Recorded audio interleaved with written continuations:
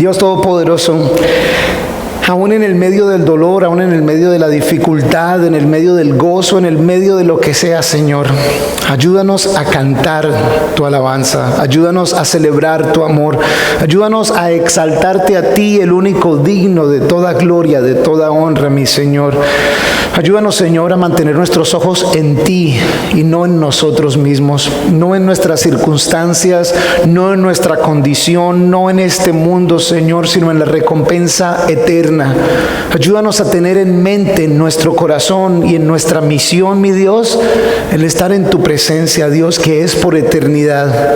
Ayúdanos, Señor, a vivir cada segundo, así sean muchos segundos o pocos segundos que nos quieras tener en este mundo, pero ayúdanos a vivirlos para ti, mi Dios. Pues es lo que queremos hacer en eternidad, vivir para ti, glorificando tu santo nombre, cantando alabanza, cantando gloria, disfrutando, Señor, de la presencia, de la fuente de amor, de poder, de gracia, de perdón que eres tú, mi Dios. Por favor, háblanos en el día de hoy, Señor. Somos tu iglesia, cada uno de nosotros, y necesitamos de nuestro gran pastor, del buen pastor, para que nos guíe, para que nos direccione, para que nos enseñe, para que nos prepare. Remueve todo obstáculo, toda distracción, cualquier agenda personal con la que hayamos venido hoy, Señor, tírala fuera y más bien háblanos a cada uno. Te lo pedimos, te lo suplicamos, te lo rogamos, Señor, en el nombre de Jesús. Amén. Hace años atrás, muchos años atrás, una de las cosas que podía cambiar el día, o al menos animar el día, era el recibir una carta. Hoy en día no se reciben tantas cartas, pues que venga por el correo, literalmente. Pero que llegara una carta a la casa era algo raro. Sí es raro hoy en día, también era raro hace muchos años. Pero muchas veces esa carta, si era de un familiar o de alguien que estaba en el extranjero o en un sitio lejano, era algo interesante. Hoy en día la mayoría de nosotros recibimos otro tipo de correo, porque la mayoría de nosotros tenemos una dirección de correo electrónico y recibimos muchos correos electrónicos, algunos más que otros. ¿Cómo te sentirías si supieras que el Señor, tu Dios, te envió un correo electrónico? ¿Cómo te sientes tú cuando tú estás en el computador o a veces en el teléfono, que ya también llega el teléfono, y te llega un correo? A veces llega un correo de un familiar, de un ser querido, de un amigo, de quien hace rato no escuchas. Y muy posiblemente, inmediatamente quieres abrir esa comunicación. Hay otras comunicaciones que no sé qué tanto abrirías. Un correo electrónico de parte de la DIAN. La DIAN no me escribió para saludarme a ver cómo voy. Se empieza uno a pensar, ¿qué hice? ¿Qué habré hecho yo? Pero si es un correo electrónico de alguien con quien hace años tuviste una discusión, una pelea, en fin, puede haber una gran cantidad de sensaciones, de pensamientos acerca de ese correo. Saben que empezamos la semana pasada una miniserie acerca de las cartas a la iglesia y pusimos la introducción la semana pasada, y la iglesia es cada uno de nosotros. Estas cartas a la iglesia las vamos a encontrar en el libro de Apocalipsis. Y es el apóstol Juan, por inspiración divina, escribiendo a la iglesia, aunque son 7 iglesias, está escribiendo a la iglesia, y veremos cómo ese mensaje es relevante para todos nosotros, aún en este momento. Ahora, la cosa es que no sé cuántos nos vamos a alegrar con el mensaje. Si es ese mensaje de parte de Dios, yo me quiero imaginar que todos nosotros, imagínate un correo que dijera de parte de el Dios Todopoderoso. Yo me imagino que la mayoría quisiéramos decir, hago clic, ya quiero entrar, quiero ver qué me quiere decir Dios. Pero tengo que aclararles que de pronto hay veces lo que quiere decir el Señor, de pronto no es lo que nosotros queremos escuchar. Y posiblemente ese sea el caso de hoy. Antes de ver la primera iglesia que vamos a estudiar hoy, quiero que me acompañen a Apocalipsis al capítulo 1. Porque en Apocalipsis capítulo 1 encontramos un versículo que creo que debiéramos leerlo todas las semanas. Todas las veces que leemos o estudiamos la palabra de Dios, creo que nos animaría mucho leer el capítulo 1 de Apocalipsis y el versículo 3. Bienaventurado el que lee y los que oyen las palabras de esta profecía y guardan las cosas escritas en ella, porque el tiempo está cerca. La traducción al lenguaje actual lo lee: Dios bendiga a quien lea en público este mensaje y bendiga también a los que lo escuchen y lo obedezcan. Ya viene el día en que Dios cumplirá todo lo que se anuncia en este libro. La Nueva Versión Internacional dice: dichoso el que lee y dichosos los que escuchan y hacen caso. Saben, antes de leer, antes de estudiar la palabra, cada vez, este es un gran recordatorio del privilegio, de la bendición que tenemos de tener toda esta carta, que son los 66 libros de la Biblia, toda esta carta que el Señor nos da a nosotros. Es una carta de amor, es una comunicación que nos edifica, que nos prepara, que nos forma, y es un gran privilegio tenerla. Es una gran bendición poderla leer. Y algunos pastores que conozco han empezado incluso con la práctica antigua de simplemente pararse con el grupo con que estén y leer la Biblia. Decir: hey, vamos a leer la Biblia, y vamos a leerla con reverencia, vamos a leerla con atención, vamos a leerla con corazón abierto, oídos abiertos a lo que el Señor tiene para nosotros, y leerla en voz alta. Es algo tan sencillo, pero que de pronto pasamos tan fácil. No solo Apocalipsis, pero toda la palabra de Dios. Es maravilloso poder leerla, poder estudiarla y poder ser preparados por ella. Ese es el motivo, esa es la razón por la cual venimos acá, sea el domingo, sea domingo y miércoles, y es la razón por la cual animamos a todas las personas que la lean todos los días. Es una maravilla, es un privilegio. En ese capítulo 1, Juan también saluda a las iglesias. Esas iglesias, 7 que vamos a estar estudiando, eran iglesias históricas que existían en ese momento histórico. No eran las únicas iglesias que habían, pero el 7 es el número bíblico de completo, de plenitud. Y estas 7 de alguna manera representan la condición de la iglesia en general en ese momento. También la condición de la iglesia a través de la historia, y con toda seguridad la condición de la iglesia hoy en día. Cada una de esas cartas tiene un mensaje específico para cada una de esas iglesias.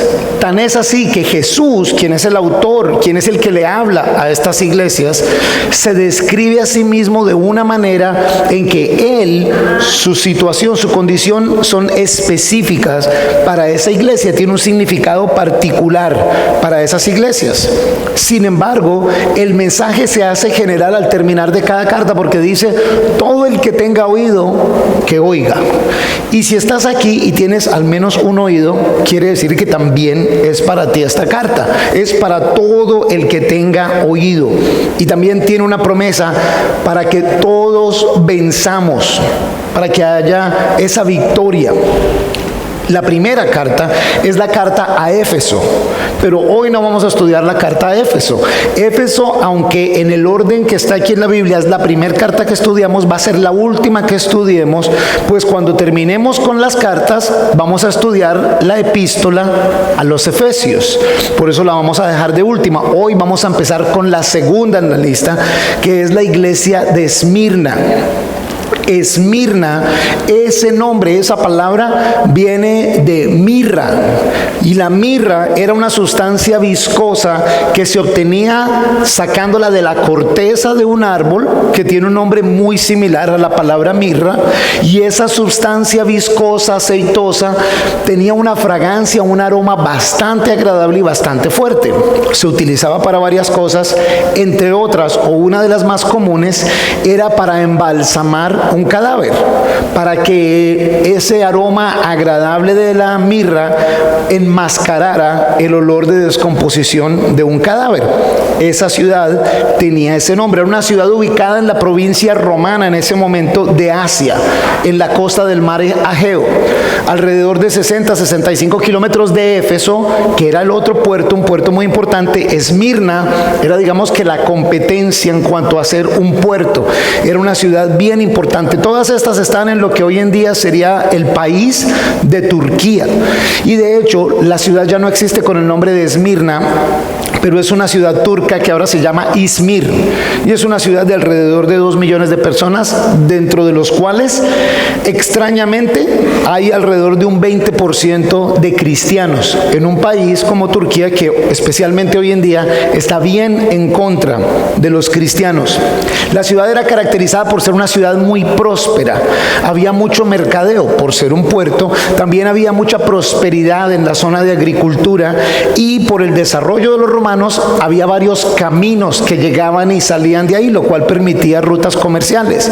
Fue fundada en un principio como un caserío griego, y algunos le dan crédito a Alejandro Magno de hacerla una ciudad más importante. Pero también esa ciudad había sido destruida casi en su totalidad y había sido vuelto a reconstruirla años después.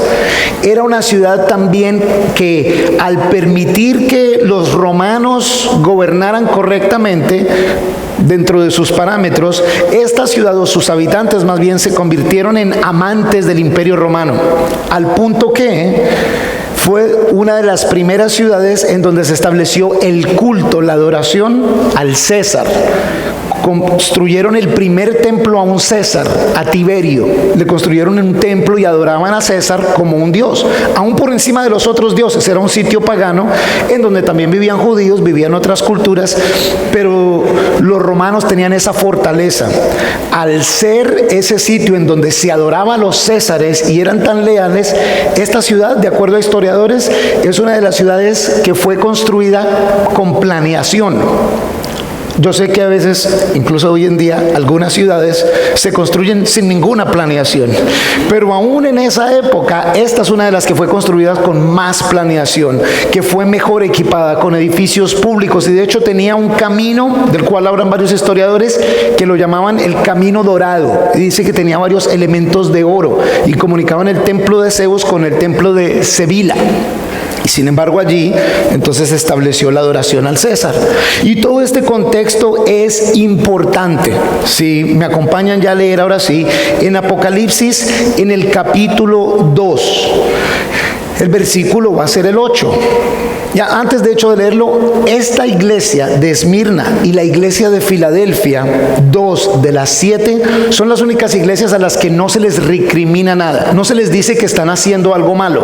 A las otras 5 se les dice que están haciendo algo malo, pero a la de Esmirna no se le dice que está haciendo algo malo. Y en el versículo 8 dice: escribe al ángel de la iglesia en Esmirna. 2 puntos. El primero y el último, el que estuvo muerto y vivió, dice estas cosas. ¿Quién es el que estuvo muerto y vivió?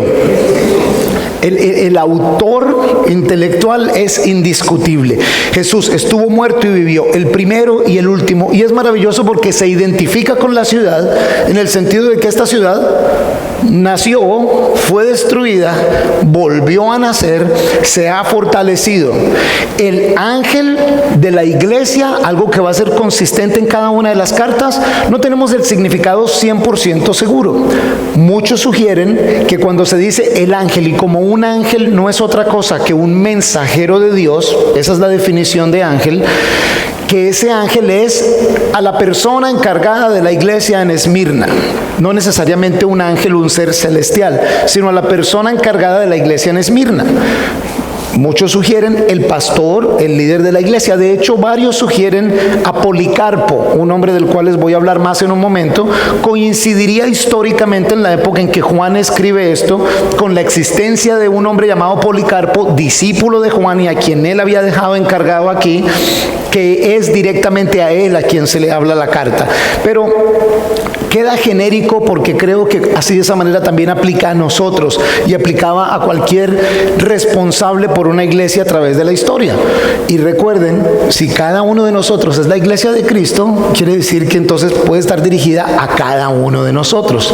Responsable del bienestar de la iglesia de Cristo. Yo soy el responsable de la iglesia de Santiago.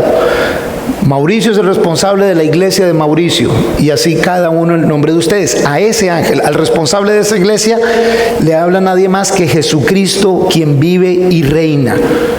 y que se identifica con lo que nosotros vivimos. Porque fíjense el versículo 9, yo conozco tu tribulación y tu pobreza, aunque eres rico, y la blasfemia de los que dicen ser judíos y no lo son, más bien son sinagoga de Satanás. Y vamos a mirar esto en detalle. Yo conozco tu tribulación y tu pobreza. La iglesia de Esmirna, muchas veces el estudio es titulado la iglesia perseguida, o la iglesia sufriente, o la iglesia que sufre. Jesús les dice, yo conozco tu tribulación, tus dificultades, tus problemas y tu pobreza. Pero de una vez dice, aunque eres rico. Pero si soy pobre, ¿cómo puedo ser rico? Es pobreza material y una riqueza espiritual, una riqueza en buenas obras. Casi que sería Jesús diciendo, pobre hombre rico, que aunque tienes muchas cosas, me da pesar tu vida. De la misma manera que pudieras ser rico, hombre pobre, que aunque no tienes nada, abundas en buenas obras, abundas en un buen espíritu. La riqueza material no es riqueza ante los ojos de Dios. Al menos no es la riqueza que a Él le importa que tengamos. Sí, Dios a través de la Biblia ha prosperado a muchos de sus siervos, pero no porque sea lo más importante para Él, ni porque sea, como lo hemos hecho, una señal de bienestar espiritual si tenemos abundancia. No es el caso. Es más, muchas veces nos hacemos tan pobres, tan miserablemente pobres cuando tenemos tantas cosas, porque ponemos nuestra identidad en lo que tenemos, ponemos nuestra confianza en lo que tenemos, ponemos nuestra seguridad en las cosas, le damos la prioridad más alta a las cosas y así nos hacemos miserablemente pobres. Pues ese lugar solo le corresponde a Dios. Él es el único que no defrauda, Él es el único que no falla, Él es el único que no se acaba, Él es el único eterno, Él es el único que necesitamos. Sin embargo, nos enfocamos solo en tener cosas, o mayormente, o predominablemente, y dejamos a Dios con un espacio bien pequeño, porque desde que yo tenga lo suficiente, estoy contento. ¿Alguna vez has escuchado esa expresión por parte de alguien? No, yo con que tenga lo suficiente estoy bien. Es más, eres tú de los que dicen, no, yo con que tenga lo suficiente estoy bien. ¿Y qué es suficiente? Para quien no tiene trabajo, ¿es suficiente simplemente tener salud? Para el que se gana el mínimo, ¿es suficiente que tengo trabajo? Para el que se gana 5 millones, ¿es suficiente los 5 millones? Para el que se gana 10, pero no, el que se gana 30, ese sí tiene suficiente. Y el que se gana 30 dice, no, si fueran 50 sí estaría bien. Y el que se gana 50 está preocupado de cómo va a mantener esos 50 y cómo no se los van a quitar y cómo no los va a perder. No importa qué tanto tengamos, ninguno de nosotros nunca es suficiente, porque eso no llena, porque eso no da la paz que sobrepasa todo entendimiento. Porque como dicen esos calendarios de lavandería, hay veces te puede comprar un médico, pero no te puede comprar la salud. Puede comprar atenciones, pero no puede comprar amor. Puede comprar muchas cosas, pero las más importantes no las puede comprar el dinero. No es pecado tampoco tener muchas cosas. Pero aquí específicamente el Señor está diciendo, conozco tu sufrimiento y conozco tu pobreza. Eres rico, pero en buenas obras, en lo que sí es más importante. A través de historiadores entendemos más esa expresión tribulación y pobreza. La ciudad, como les dije, predominantemente romana, predominantemente adorando a César. Había judíos, porque la religión judía era una de las permitidas por el Imperio Romano, pero a quienes no estaban alineados en alianza con el Imperio Romano, no les iba nada bien. Las oportunidades eran menores, muchas veces eran saqueados en sus cosas, les hacían falta las cosas, eran rechazados y también tenían muchísimos problemas. Pero interesante es que Jesús les dice, yo conozco tu tribulación, yo conozco tus problemas. Si el mensaje de Jesús, el mensaje del Dios Todopoderoso que te llegó al correo electrónico, lo abriste, tal vez de lo primero que esperarías es, yo te bendeciré y te guiaré. Te imaginarías qué es lo que le dijo el Señor a Abraham, y engrandeceré tu nombre y te bendeciré grandemente y te haré una gran nación. y de pronto seguirías leyendo con emoción. Pero si el mensaje empieza así: yo conozco tus problemas, no sé cuántos de ustedes se saldrían de ese correo electrónico. Es más, en la mayoría de plataformas de correos electrónicos hay dos recursos. Uno, la caneca de basura. Entonces uno envía a la basura. Y hay otro que es el de correo no deseado o spam. Yo creo que sería uno de esos. Uy, correo no deseado. El Señor se equivocó en ese mensaje para mí. Ese de que Él sabe mi tribulación. Si yo soy un hijo del rey, una hija del rey, Él sabe lo que yo quiero, Él sabe lo que yo necesito. Y como soy hijo del rey, Él me va a dar todo lo que yo necesito y todo lo que quiero. A esta iglesia, y aquí les habla en general: yo conozco tu tribulación, yo conozco tu pobreza, pero eres rico. El Señor no ve las cosas como nosotros las vemos, y en donde Él ve escasez y sufrimiento, reconoce que hay escasez y sufrimiento físico, pero hay una abundancia espiritual grandísima. Aquí únicamente la reconoce en la parte de eres rico en buenas obras. Más adelante la va a reconocer en la importancia de ese testimonio. Pero también me encanta ver el hecho que dice: y la blasfemia de los que dicen ser judíos y no lo son, más bien son sinagoga de Satanás. Dicen ser judíos, dicen ser cristianos, dicen ser tal cosa, y a la hora de la verdad no lo son. Y la blasfemia de la cual habla es esa blasfemia de que esos religiosos que dicen ser algo actúan de una manera completamente opuesta a lo que dicen ser. Son quienes se encargan de humillar, ofender, maltratar más a la iglesia de Cristo, en el estilo de Saulo. Mismo Pablo, antes de su encuentro con Jesús, se dedicaba a perseguir a la iglesia en ese estilo, de esa manera, y ellos se encargan que haya más sufrimiento. Pero antes de ver más acerca de ellos, respondamos a la pregunta de si como hijos de Dios también se supone que suframos. Saben, no se trata del sufrir, autoflagelarse, como hacen algunos grupos, sectas, que tienen su origen en el catolicismo, y especialmente durante la época de Semana Santa, se flagelan, sangran, algunos se ponen de voluntarios para que los claven a cruz y sufren, o si no, las promesas que se pagan en Bogotá, yendo por ejemplo al cerro de Monserrate descalzo, de rodillas, y si sufro de esta manera, como que Dios me va a mirar de una manera mejor. Nada que ver. No es sufrimiento infligido en mí para tratar de ganarme el favor de Dios. Hay sufrimiento bíblico. Y en general vemos 4 razones. No vamos a leer la escritura, si ustedes quieren la pueden anotar. Pero una de esas primeras razones por las cuales uno puede sufrir, muy posiblemente sufrirá, es para ser disciplinado. De hecho, el autor de Hebreos en el capítulo 12 y los versículos 3 al 13 habla de que ninguna disciplina es buena en el momento en que está sucediendo. Pero es esa disciplina, es ese sufrimiento que nos disciplina, que nos cambia. La mayoría de nosotros, con algunas excepciones, nuestros papás nos disciplinaron. Y algunos de nosotros tuvimos la bendición de que nos dieron correa, nos dieron juez. Y digo bendición, porque si no hubiera sido porque nos hubieran dado, al menos en mi caso, gracias a Dios, solo 2 o 3 veces en mi vida, no me hubiera corregido. Y quién sabe cómo hubiera terminado. Hoy en día cometemos el error de pensar que castigar, no maltratar, no abusar físicamente, pero castigar es malo. El Señor disciplina a quien ama, a quien es su hijo. El Señor disciplina. Entonces hay veces sufrimos porque el Señor nos está disciplinando. Y no sé si ustedes han pasado por eso, al menos yo sé que yo lo he pasado, y le doy gracias a Dios por esa disciplina. Es necesaria porque esa disciplina me protege de mí mismo. Esa disciplina me permite cambiar.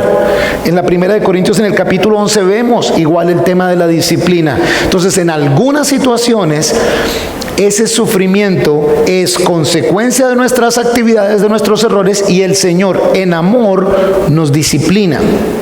Hay otra clase de sufrimiento bíblico que es el preventivo.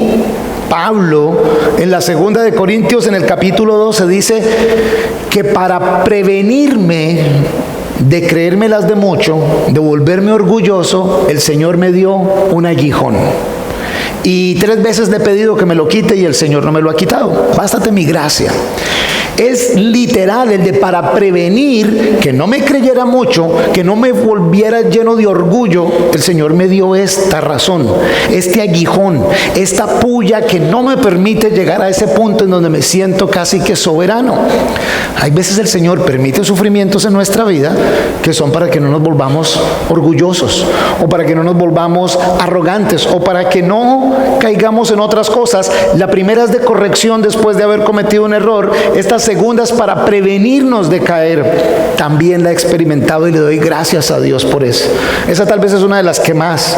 Y en su momento le lloraba y le pataleaba, pero ¿por qué no permitiste que tal cosa? Y luego de años, gracias por no haber dejado que pasara esto o otro, Señor, porque me protegiste de mí mismo. Otro tipo de sufrimiento es con el cual aprendemos a obedecer.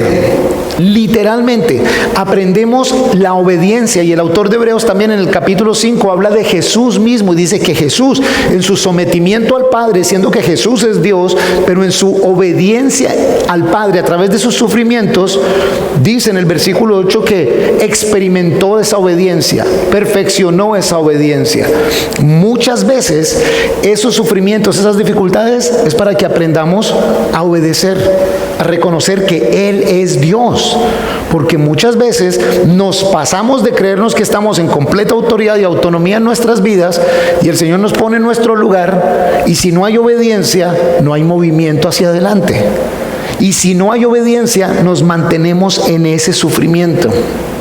Pero el más especial y tal vez el más central en el mensaje de hoy es el sufrimiento para dar testimonio de Cristo.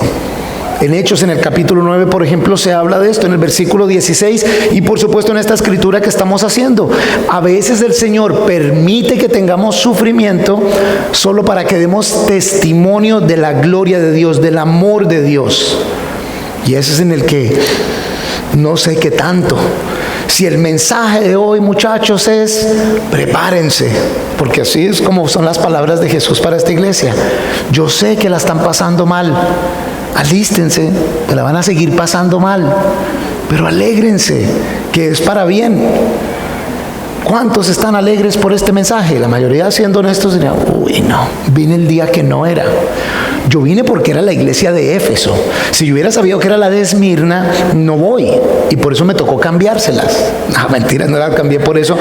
Pero si yo supiera que el mensaje en la iglesia, vamos a hablar de la iglesia sufriente, de la iglesia perseguida, no me suena.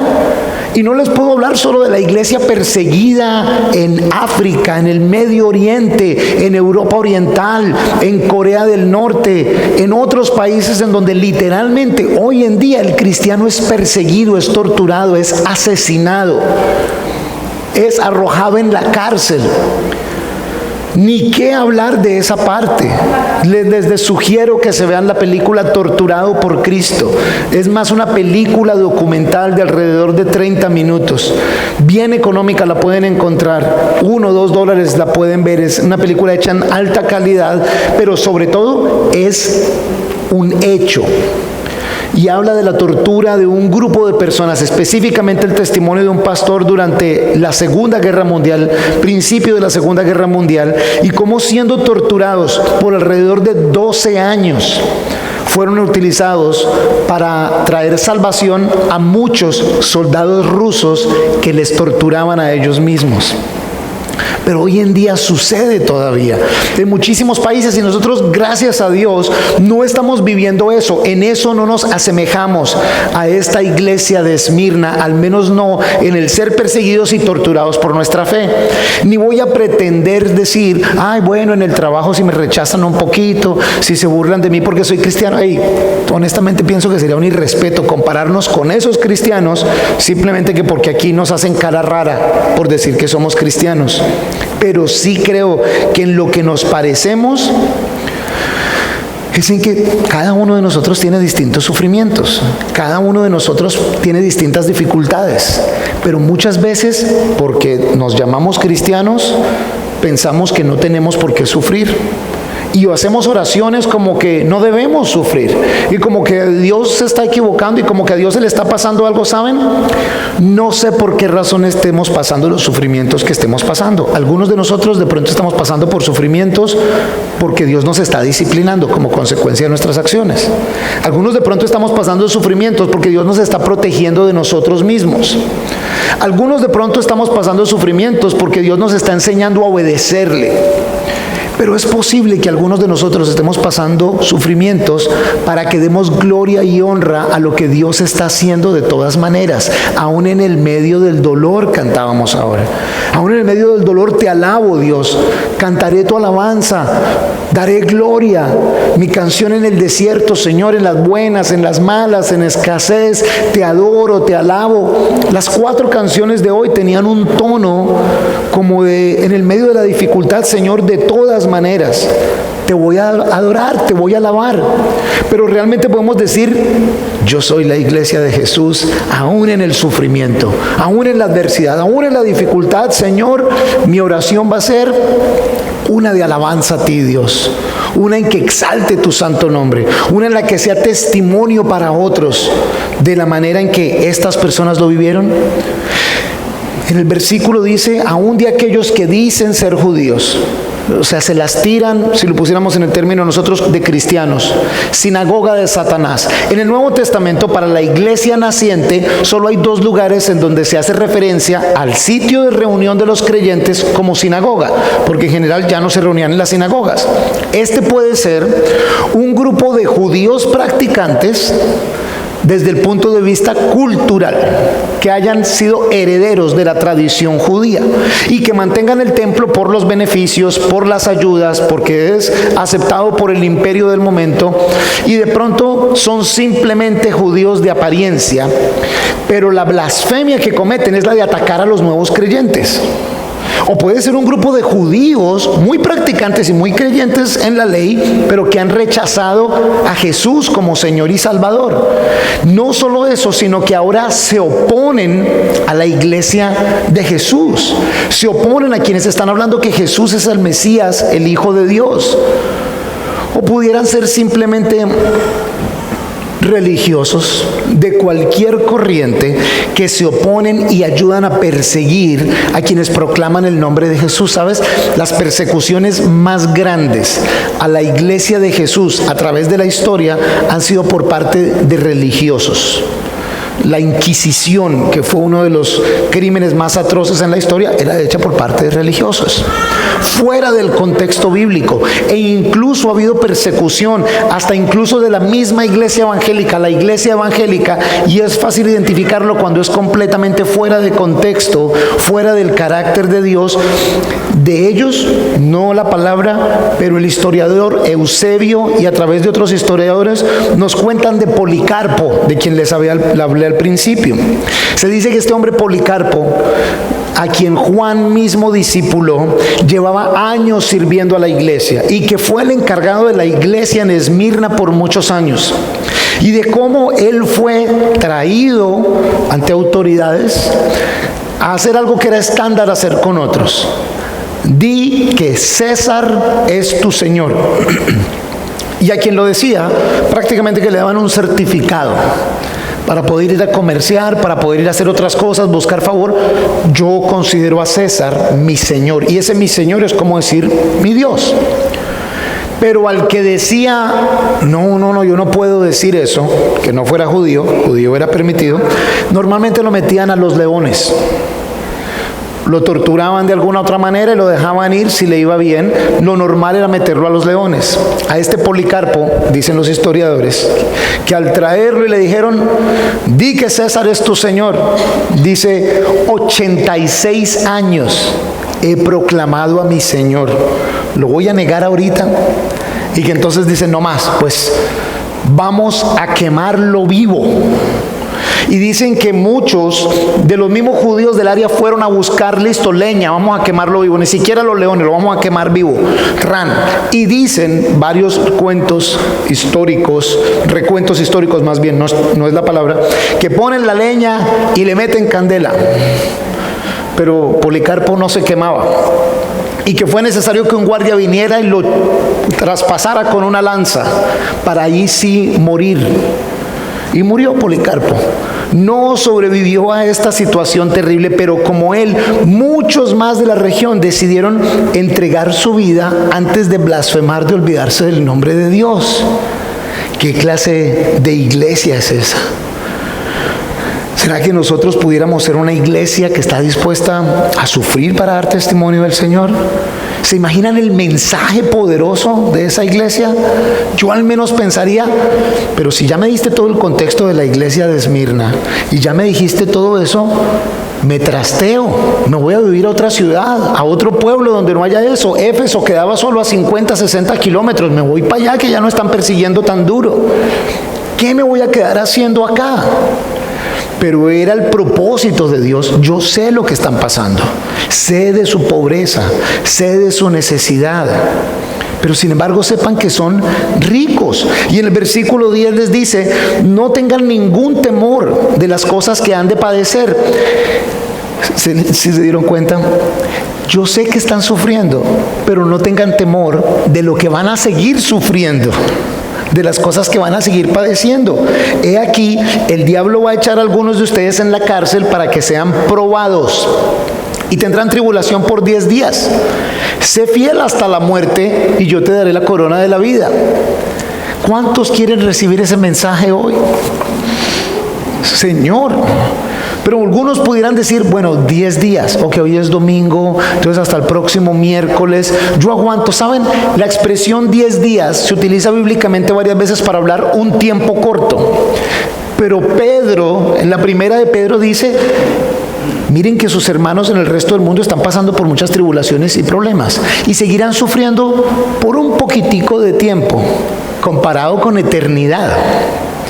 Algunos sugieren esos 10 días iban a ser 10 años. Otros dicen es un día por 1000 años. Entonces el sufrimiento de la iglesia, mire, no sabemos de qué tiempo se está hablando, pero lo que sí sabemos es que dice: sé fiel hasta la muerte. Ese sufrimiento puede ser por un día, porque pasado mañana te vas a morir. O ese sufrimiento puede ser por muchos años. Lo que el Señor sí dice es hasta la muerte. Algunos de ustedes, aparte que están sufriendo, aparte de que están pobres, algunos se ven tirados a la cárcel para ser probados. Y ese probado va alineado con la palabra forjado, formado. Vas a ser moldeado como ese testimonio, como ese testigo del amor de Dios, aún en el medio del sufrimiento. ¿Te imaginas si el Señor estuviera pidiendo voluntarios para eso? De aquí ninguno de nosotros hubiera levantado la mano para esa misión. Mejor mándame a Atenas, como mandaste a Pablo, mándame a Etiopía, mándame a algún otro lado, Señor. Pero esta forma de ser martirizado, de dar testimonio a través del sufrimiento, ay, Señor, menos mal que ese mensaje es para la iglesia de Esmirna y por allá tiempo atrás, la iglesia Mirra, que cumplía su papel. Aún en el medio de una sociedad que apestaba a muerte, ellos eran el fragante aroma delicioso a la presencia de Dios, pues estaban dispuestos a vivir y a morir por el Señor. Esto no es un concepto antiguo, esto es un concepto para la iglesia a través de la historia y a la iglesia en el día de hoy. ¿Estás dispuesto a vivir en pobreza para honrar al Señor? ¿Estás dispuesto a vivir en enfermedad para honrar al Señor? ¿Estás dispuesto a vivir en soledad para honrar al Señor? ¿Estás dispuesto a, aunque tengas cosas, solo dar tu identidad al Señor? ¿Estás dispuesto, aunque sea que sufriendo, tú des testimonio y gloria a Dios? El versículo 11 dice: el que tiene oído, oiga lo que el Espíritu dice a las iglesias. Pero pensé que era solo para Esmirna. A las iglesias. ¿Y quién? Todo el que tenga oído. El que venza jamás recibirá daño de la muerte segunda. Entonces la recompensa es una de vida eterna. No es una para aquí y ahora.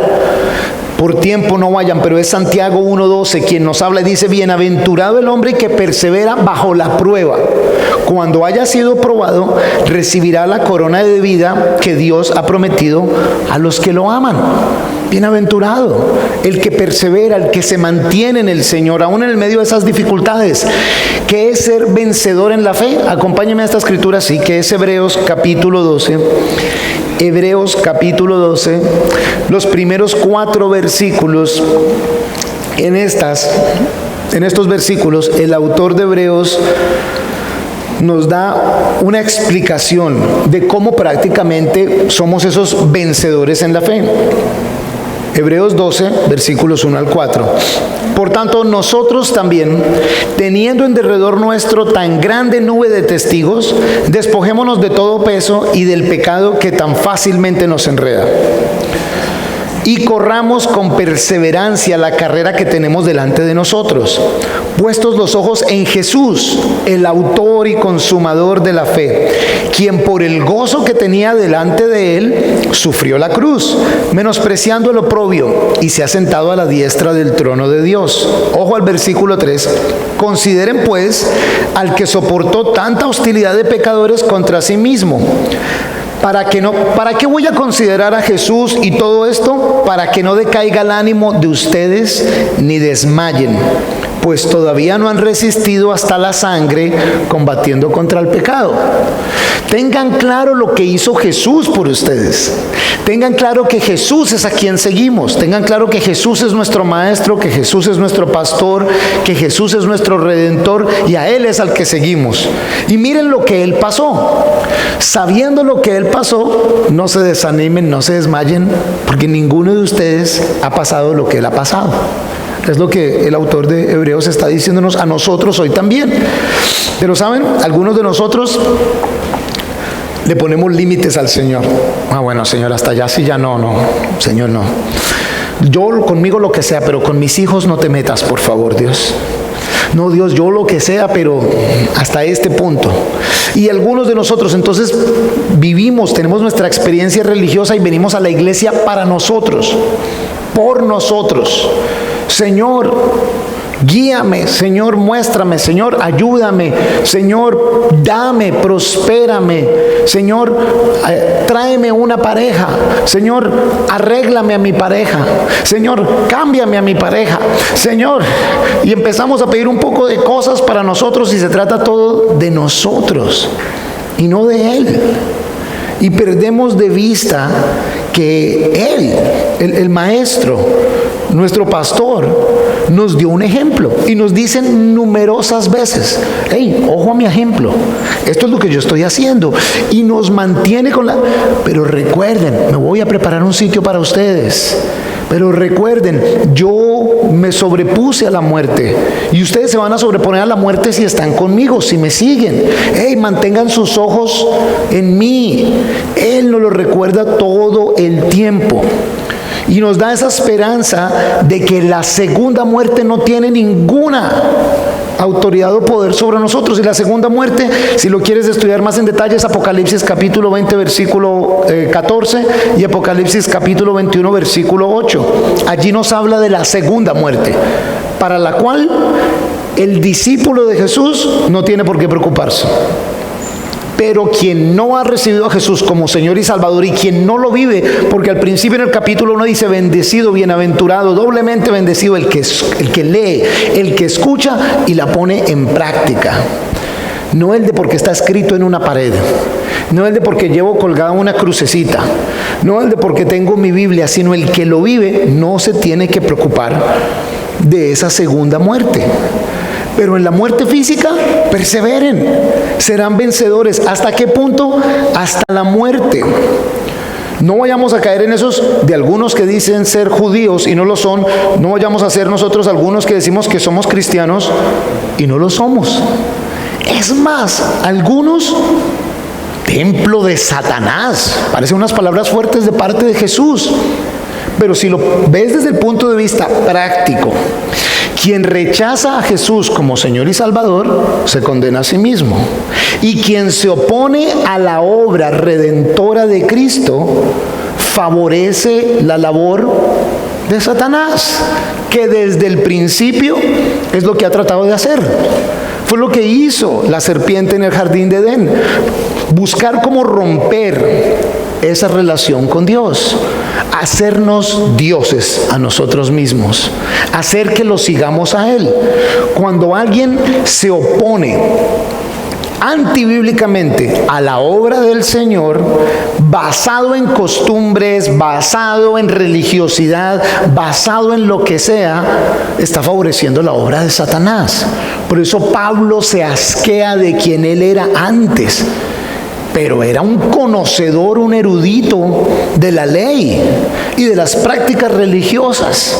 Pero hasta que no tuvo un encuentro con Jesucristo, no entendió realmente la palabra.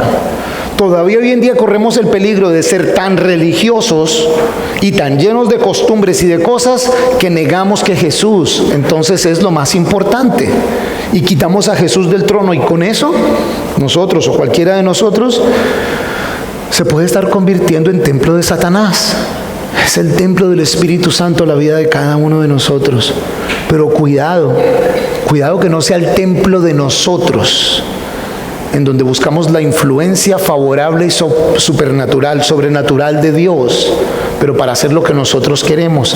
Se supone más bien que lo seamos para seguir al Señor. Cuidémonos de no llamarnos cristianos sin serlo. Debemos ser cristianos de palabra, de obra, de acción. Acompáñeme a esta escritura, que es Romanos capítulo 8. No vamos a leer todo el capítulo, solo nos vamos a saltar unos versículos. Romanos capítulo 8, el autor de Romanos, el apóstol Pablo, aquí nos da una sección para mí emocionante, espectacular. Es como una instrucción de cómo realmente, basado en este mensaje, a la iglesia de Esmirna y a las iglesias que a través de la historia han sufrido persecución, han sufrido en general y que hoy en día sufren, sea persecución, sea pobreza, sea maltrato, sea rechazo, o incluso a cualquiera de nosotros como iglesia de Jesucristo, que por razón de dar testimonio de la gloria de Dios, no por nuestra propia responsabilidad, sino por dar testimonio, y que dando testimonio de la gloria de Dios sufrimos, de pronto incluso al punto de muerte. Aquí Pablo nos da una palabra de aliento espectacular, y vamos a leer esta sección y luego de esto terminamos cantando al Señor, pero lo vamos a leer, se los voy a leer, yo les aviso qué versículos me salto. Romanos capítulo 8. Así que, hermanos, somos deudores, pero no a la carne, para que vivamos conforme a la carne. Porque si viven conforme a la carne, han de morir. Pero si por el Espíritu hacen morir las prácticas de la carne, vivirán. Y ese vivirán es vida eterna en la presencia de Dios. Porque todos los que son guiados por el Espíritu de Dios, estos son hijos de Dios. Pues no recibieron el espíritu de esclavitud para estar otra vez bajo el temor, sino que recibieron el espíritu de adopción como hijos, con el cual clamamos, Abba Padre, como Papito Dios. El Espíritu mismo da testimonio juntamente con nuestro espíritu de que somos hijos de Dios. Y si somos hijos, también somos herederos de Dios y coherederos con Cristo, si es que padecemos juntamente con Él, para que juntamente con Él seamos glorificados. Si escucharon el correo electrónico, dice, te ganaste una herencia. Tienes una herencia para reclamar, y la herencia es con Cristo, con el Hijo de Dios. Juntamente con Él vamos a ser glorificados. Versículo 18, porque considero que los padecimientos del tiempo presente no son dignos de comparar con la gloria que pronto nos ha de ser revelada. Versículo 24, porque fuimos salvos con esperanza, pero una esperanza que se ve no es esperanza, pues ¿quién sigue esperando lo que ya ve? Pero si esperamos lo que no vemos, con perseverancia lo aguardamos. Versículo 28, y sabemos que Dios hace que todas las cosas ayuden para bien a los que lo aman, esto es, a los que son llamados conforme a su propósito. Versículo 31, ¿qué pues diremos frente a estas cosas? Si Dios es por nosotros, ¿quién contra nosotros? El que no eximió a su propio Hijo, sino lo entregó por todos nosotros, ¿cómo no nos dará gratuitamente también con Él todas las cosas? ¿Quién acusará a los escogidos de Dios? El que justifica es Dios. Dios. ¿Quién es el que condenará? Cristo es el que murió, más aún es el que también resucitó, quien además está a la diestra de Dios y quien también intercede por nosotros. Versículo 35, ¿quién nos separará del amor de Cristo? ¿Tribulación o angustia o persecución o hambre o desnudez o peligros o espada? Como está escrito, por tu causa somos muertos todo el tiempo. Fuimos estimados como ovejas para el matadero. Más bien, en todas estas cosas somos más que vencedores por medio de aquel que nos amó. Por lo cual estoy convencido de que ni la muerte, ni la vida, ni ángeles, ni principados, ni lo presente, ni lo porvenir, ni poderes, ni lo alto, ni lo profundo, ni ninguna otra cosa creada nos podrá separar del amor de Dios que es en Cristo Jesús, Señor nuestro. Amén. Amén. No sé ustedes, pero yo leo eso y me toca hacer fuerza para poderlo leer del todo. No importa lo que estemos pasando. Yo sé que es difícil pasar por cualquier dificultad, por cualquier sufrimiento. Lo he experimentado también. Pero Jesús dice, yo sé por lo que estás pasando. Conozco tu situación. Y en el día de hoy dice, y prepárate porque va a durar todavía un poco más. Y de pronto no va a acabar. Pero tú, yo, sé fiel hasta la muerte. ¿Hasta cuándo, Señor? Hasta la muerte. Y si la muerte es pronto, acuérdate que yo estoy preparando un sitio para ti. Es el Señor diciéndonos, confíen en mi iglesia. Sean mi iglesia. Y para ser la iglesia de Cristo tenemos que tener en cuenta que el sufrimiento va garantizado. No es solo una posibilidad, unos más que otros. Pero si aprendamos, lo dijo a través de Juan en el capítulo 16, les he hablado estas cosas para que en mí tengan paz. En este mundo tendrán aflicción, pero tengan valor, yo he vencido al mundo. Y cuando lo seguimos, somos vencedores con Él. Y ese somos vencedores por lo que acabamos de decir, nada ni nadie nos separará del amor de Cristo. Padre Todopoderoso, te damos gracias, Señor. Exaltamos tu santo nombre, te alabamos, te adoramos. Te damos gracias, Señor, aún en el medio del dolor, de las dificultades, de las distintas temporadas que pasamos en nuestras vidas, Señor. Sea en lo que parece victoria en este mundo, sea lo que parece derrota en este mundo, Señor. Solo hay una verdadera victoria y es encontrada en Cristo, tu Hijo, nuestro Señor. Señor, en nuestras vidas, permítenos, Dios, vivir en celebración. Así esa celebración esté marcada por lágrimas, por necesidades, por sufrimientos. Permítenos exaltar tu nombre, porque aunque todo alrededor parezca malo y esté malo, queremos ser un suave aroma para ti, Señor. Aún en el medio de muerte espiritual o física, queremos ser un aroma agradable a ti, Dios. Y queremos vivir nuestras vidas dando gloria, y de gloria en gloria seguir celebrando tu amor, tu misericordia y tu perdón, Señor. Te adoramos, te alabamos. Prepáranos, ayúdanos y guíanos, Señor. Te lo pedimos para honrarte y glorificar tu santo nombre. Y, Señor, si nos tienes para sufrir e incluso morir, para dar testimonio de quien tú eres, gracias por ese privilegio, Dios, del cual no somos dignos. Te alabamos, Señor, y en el nombre poderoso de Jesucristo que oramos. Amén. Vamos a terminar este tiempo celebrando al Señor y demostrando nuestra confianza y nuestra fe en Él, cantando con alegría.